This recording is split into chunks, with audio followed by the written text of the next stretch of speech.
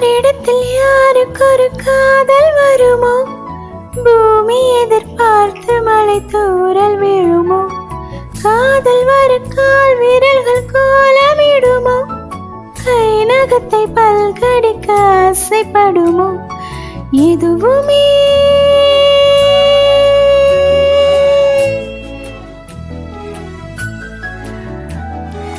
எதுவுமே நடக்கலாம், இருகின்ற இளமனம் பறக்கலாம். இதுவரை விடுகதை, இனி வரும் கதையொரு தொடர்கதை. வேண்டும் வசந்தம் வாசல் வரலாம், ஊமைக்கொரு வார்த்தை வந்து பாடுகின்ற வேளை இது.